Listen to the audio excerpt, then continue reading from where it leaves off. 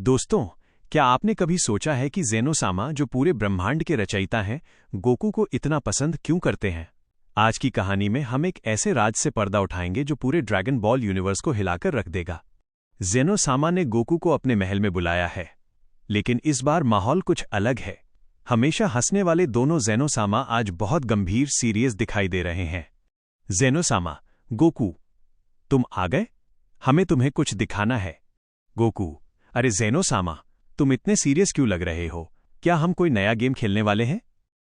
Grand priest, सोन Goku, ज़ेनोसामा कोई game नहीं खेल रहे। आज आपको अपनी वास्तविकता, रियलिटी जाननी होगी। और फिर ग्रैंड प्रीस्ट एक प्राचीन आईना दिखाते हैं। उसमें दिखता है कि अरबों साल पहले जब मल्टीवर्स का निर्माण हो रहा था, तब दो दिव्य शक्तियां पैदा हुई थीं, जिसमें एक शक्ति बनी ओमनी किंग ज़ेनो, जो विनाश और रचना की प्रतीक थी, और दूसरी शक्ति थी द गार्जियन ऑफ लाइफ। लेकिन एक महान युद्ध के दौरान उस दूसरी शक्ति को धरती पर एक मॉर्टल शरीर में भेज दिया गया ताकि उसे दुश्मनों से बचाया जा सके। गोकू हैरान होकर, तो क्या वो दूसरी शक्ति मैं हूं? ज़ेनोसामा इमोशनल होकर, हां गोकू, तुम मेरे भाई हो। तुम केवल सायन नहीं हो, तुम एक देवता हो जिसका जन्म मेरे साथ हुआ था। जैसे ही गोकू को यह सच पता चलता है, उसके अंदर की सोई हुई ओमनी पावर जागने लगती है। लेकिन तभी मल्टीवर्स के पुराने दुश्मन एंशिएंट गॉड्स, जो ज़ेनो के परिवार के दुश्मन थे, महल पर हमला कर देते हैं। गोकू और ज़ेनोसामा पहली बार एक साथ मिलकर लड़ते हैं। गोकू को अपनी सायन ट्रेनिंग और अपनी नई ईश्वरीय शक्तियों का एक अनोखा मिश्रण मिलता है। गोकू, मैं सायन भी हूं और तुम्हारा भाई भी। अब कोई भी ब्रह्मांड को नुकसान नहीं पहुंचाएगा। युद्ध खत्म होने के बाद ज़ेनोसामा बोलते हैं, गोकू, अब तुम मेरे साथ महल में रहोगे ना? हम दोनों मिलकर सब संभालेंगे। गोकू मुस्कुराते हुए, नहीं ज़ेनोसामा, अगर मैं यहां रह गया तो वेजिटा के साथ मुकाबला कौन करेगा और चीची मुझे मार डालेगी। मैं धरती पर रहकर ही मल्टीवर्स की रक्षा करूंगा। ज़ेनोसामा हंसते हैं और गोकू को एक डिवाइन क्रेस्ट देते हैं, जो उसकी असली पहचान है। अब गोकू सिर्फ एक सायन योद्धा नहीं, बल्कि the guardian brother of Zeno बन चुका है। गोकू ज़ेनोसामा के महल से वापस धरती पर लौट चुका है। उसके सीने पर वो डिवाइन क्रेस्ट चमक रहा है, लेकिन उसने उसे अपने कपड़ों के नीचे छिपा लिया है। वो सीधा बीरस के ग्रह पर पहुंचता है, जहां वेजिटा पहले से ही अपनी अल्ट्रा ईगो फॉर्म को मास्टर करने की कोशिश कर रहा था। वेजिटा, कैकरॉट, तुम वापस आ गए? ज़ेनोसामा के पास क्या करने गए थे? और तुम्हारी ये एनर्जी, ये इतनी शांत लेकिन इतनी भारी क्यों लग रही है?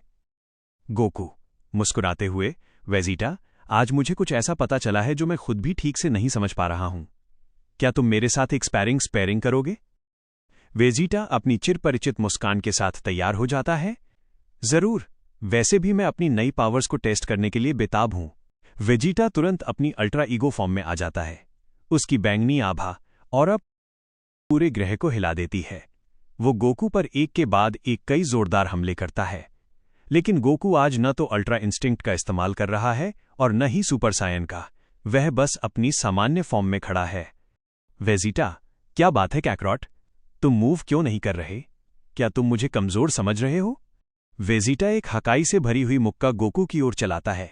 जैसे ही मुक्का गोकू के चेहरे के पास पहुंचता है, गोकू की आंखों में एक नीली और सुनहरी चमक आती है।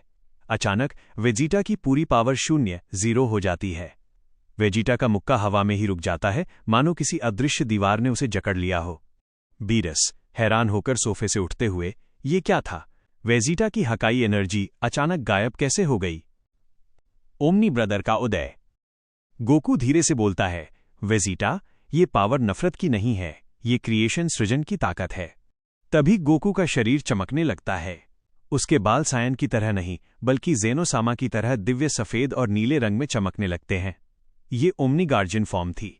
उसके पास खड़े होने मात्र से ही बीरस और विस को अपने घुटनों पर बैठने का दबाव महसूस होने लगता है। विस मुस्कुराते हुए, तो आखिरकार गोकू सामा ने अपनी असली विरासत को पहचान ही लिया। वेजिटा, ये कैसी ताकत है? मुझे ऐसा लग रहा है जैसे मैं किसी योद्धा से नहीं, बल्कि पूरे ब्रह्मांड के केंद्र से लड़ रहा हूं।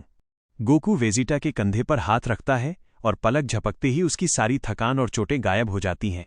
लेकिन तभी आसमान में एक काली दरार पड़ती है और एंशिएंट गॉड्स का एक दूत वहां प्रकट होता है। दूत, तो ओमनी किंग का खोया हुआ भाई मिल गया। लेकिन याद रखना गोकू, अगर तुम देवता हो तो देवताओं के नियम तुम पर भी लागू होते हैं। हम जल्द ही वापस आएंगे और इस बार निशाना तुम नहीं, तुम्हारी प्यारी धरती होगी। दूत गायब हो जाता है, लेकिन गोकू के चेहरे से मुस्कान अब गायब है। उसे समझ आ गया है कि ज़ेनो का भाई होना सिर्फ एक पहचान नहीं, बल्कि एक बहुत बड़ा खतरा भी है। और ऐसे ही ये एपिसोड खत्म होता है। अभी असली ट्विस्ट तो बाकी है। जानने के लिए अगला पार्ट मिस मत करना। अभी सब्सक्राइब करो और बेल आइकन दबाओ ताकि पार्ट 2 आते ही आपको सबसे पहले पता चल जाए।